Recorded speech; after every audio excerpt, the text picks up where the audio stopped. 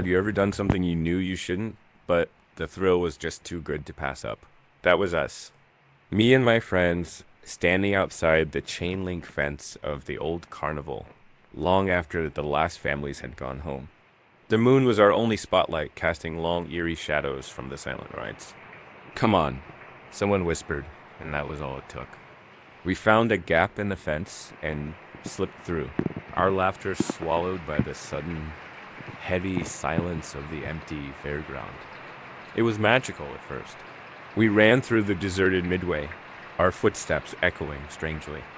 We climbed into the teacups, spinning them slowly under the stars, feeling like we owned the world.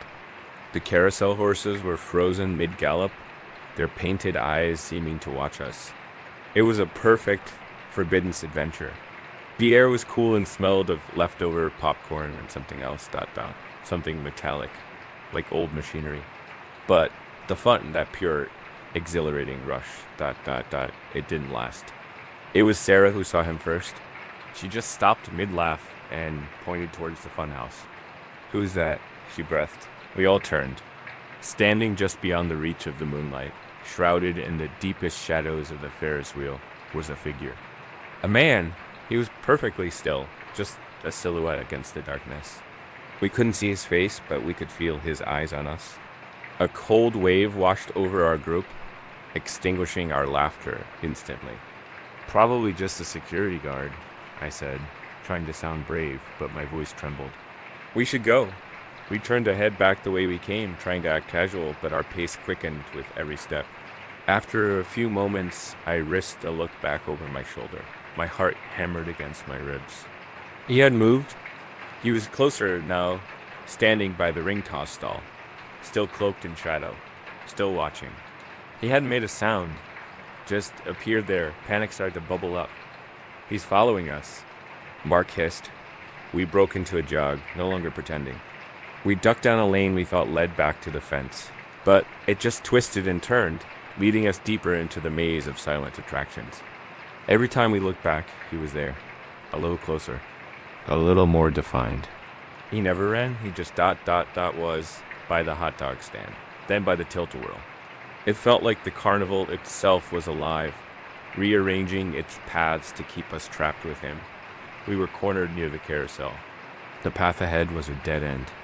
We huddled together, backs against the wooden platform, and stared into the darkness where we last saw him.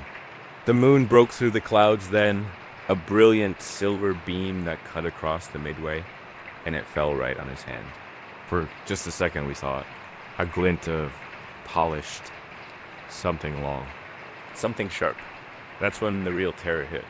This wasn't a security guard. We screamed, a raw, primal sound of pure fear. We scattered, running blindly, no longer a group, but just terrified individuals desperate to escape. I don't even remember how we got out. It was a blur of tripping over cables, pushing through tent flaps, and sobbing for an exit that seemed impossible to find. Suddenly, I felt gravel under my feet and saw the main road. We had made it. We didn't stop running until we burst into the 24-hour diner a mile away. The police came, of course. They listened patiently, then went to search the carnival. They found our footprints, the gap in the fence, but nothing else. No man, no weapon, no sign that anyone else had been in there with us. They said it was probably our imaginations, fueled by adrenaline and a guilty conscience, but we know what we saw. I can still see him, standing in the dark, watching. I'll never go to a carnival again, not even in the daytime. Because I know that when the lights go out, something else stays behind. And it waits. Thanks for listening to my story. If you have a creepy experience you can't explain, I'd love to hear about it in the comments. And if you want more strange and unsettling tales, make sure to hit that like button and subscribe. Stay safe out there. Hey everyone, and welcome back to the channel. Today, I've got a story for you that still sends a shiver down my spine, even all these years later. It's one of those memories that's so vivid, so unsettling, that it feels like it happened just yesterday. It all began on a warm summer evening when I was 12 years old. The local carnival had rolled into town, A dizzying whirlwind of neon lights, the smell of popcorn, and the distant screams of people on the roller coaster. My friends and I were running around, high on sugar and excitement, when I saw it, a small, dimly lit tent, tucked away from the main attractions. A hand-painted sign read, "Zoltan sees all." Curiosity got the better of me. I told my friends I'd catch up and slipped inside. The air in the tent was thick with the scent of incense and old velvet. A man sat at a small round table, a single candle flickering between us, casting long dancing shadows on the walls. He was older, with a deeply lined face and eyes that seemed to look right through me. He wasn't your typical carnival act.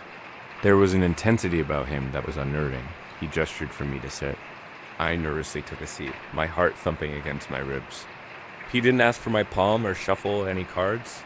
He just stared at me, his gaze so focused it felt like he was peeling back layers of my soul. After a silence that stretched for what felt like an eternity, he spoke. His voice was a low, gravelly whisper. He leaned forward and said, "A dark figure will follow you wherever you go." Just like that. No grand pronouncements about my future or my love life. Just that one chilling sentence. I tried to laugh it off, a nervous, high-pitched giggle that sounded foreign even to me. "Right," I said, trying to sound brave. "Like a ... a shadow?" He didn't smile. He just nodded slowly, his eyes never leaving mine. I threw a few dollars on the table and practically ran out of the tent, desperate for the bright lights and loud noises of the carnival again. But the moment I stepped outside, the festive atmosphere felt different, tainted. And that's when I saw him, standing by the Ferris wheel, partially obscured by the crowd, was a man. He was tall and wore a long dark coat, even though it was a warm night. A wide-brimmed hat was pulled down low, completely hiding his face in shadow. He was perfectly still, a stark contrast to the swirling chaos around him. Our eyes, or where his eyes should have been, seemed to meet for a split second. I tried to ignore it, telling myself it was just my imagination, fueled by the fortune teller's strange warning. I rejoined my friends, but I couldn't shake the feeling of being watched. Every so often, I'd glance over my shoulder. And he was there. When we moved to the bumper cars, he was standing across the way by a cotton candy stand. When we left the carnival, I saw him again, a solitary figure under a distant lamppost at the edge of the parking lot. He didn't speak. He didn't get any closer. He just ... followed. The walk home was the longest of my life. The familiar streets of my neighborhood suddenly felt alien and threatening. Every rustle of leaves, every creak of a fence made me jump. I kept turning around, and each time I'd spot him, always maintaining the same distance. He was a silent, relentless presence about a block behind me. Panic began to set in. I started walking faster, then jogging, then breaking into an all-out sprint for the last 100 feet to my front door. I fumbled with my keys, my hand shaking so badly I could barely fit the key in the lock. I finally burst inside, slammed the door shut, and threw the deadbolt. My back was pressed against the wood, my breath coming in ragged gasps. My parents called out from the living room, asking if I was okay, but I couldn't answer. I had to know. After a minute, I crept to the living room window, the one that looked out onto the street.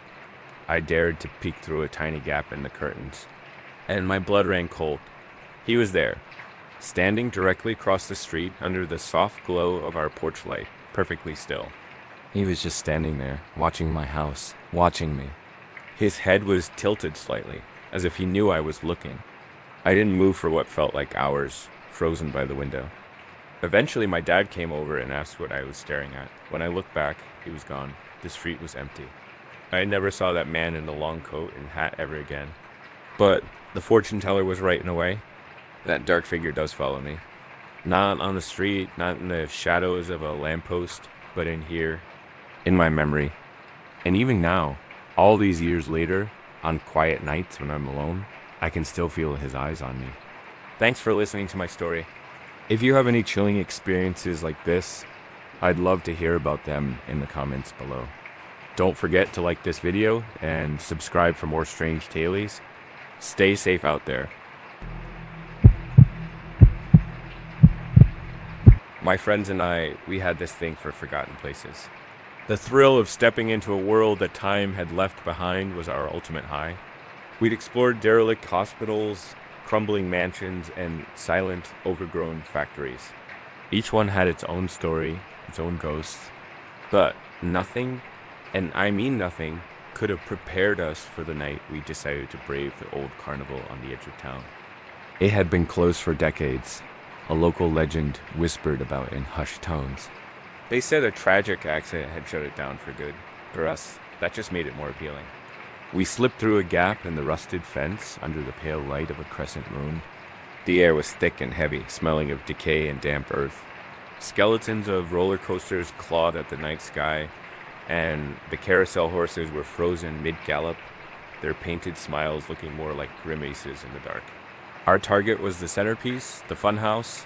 Its grinning clown face, faded and peeling, loomed over the entrance like a grotesque gatekeeper. The wood creaked under our feet as we stepped inside, our flashlight beams cutting through the oppressive darkness. The air inside was even colder, stagnant. We navigated through a maze of warped mirrors, our reflections distorted into monstrous shapes that seemed to follow us. It was creepy, sure, but it was the kind of creepy we lived for. That's when I first heard it. A faint, tinny melody, like a music box winding down. I stopped, holding my breath. "Did you guys hear that?" I whispered. My friends, Alex and Mia, just looked at me, their faces blank. "Hear what?"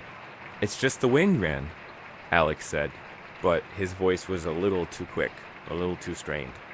I tried to dismiss it, but the sound persisted, a ghostly carnival tune echoing from somewhere deep within the funhouse. It seemed to be getting louder, closer, weaving through the silent, decaying halls. I started checking the walls, looking for speakers, anything that could explain the music. There was nothing, just peeling paint and cobwebs. The melody was getting clearer now, an old-timey waltz that was both cheerful and deeply unsettling. A cold dread began to seep into my bones, a feeling I'd never experienced in all our explorations. This wasn't just old and forgotten. This place felt aware. "We need to go," I said, my voice trembling. Now, this time they didn't argue. Mia's eyes were wide, and even Alex had lost his bravado. As we scrambled back towards the entrance, the music seemed to swell, chasing us through the labyrinthine corridors. We burst out of the clown's mouth, gasping for the cool night air. "You heard it too, right?" I panted, looking at them. They both nodded, their faces pale. "It sounded like it was right behind us," Mia whispered. Relief washed over me as we turned toward the main gate, ready to leave this nightmare behind. But then, a sudden flicker of light caught our eyes. We all froze. High above us, the giant Ferris wheel, which had been a dark, skeletal silhouette just moments before, was coming to life. One by one, its colored bulbs flickered on, casting an eerie, multicolored glow across the deserted grounds. There was no power connected to this place. We'd made sure that the generators were rusted husks. And then, with a low, agonizing groan of metal, it started to move.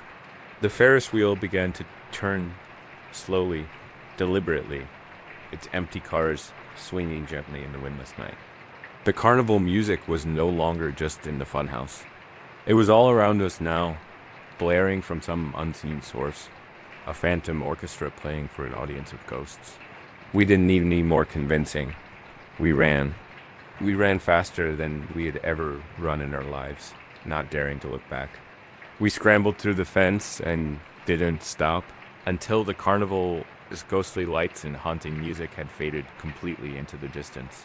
We never went back, and we never spoke of that night in detail again. It was a secret we carried, a shared trauma that bonded us.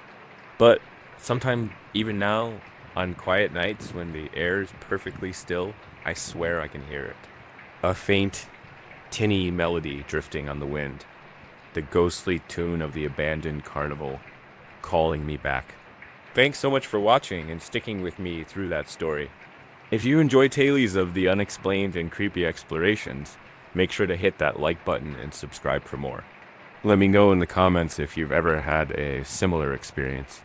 Stay safe, and see you in the next one.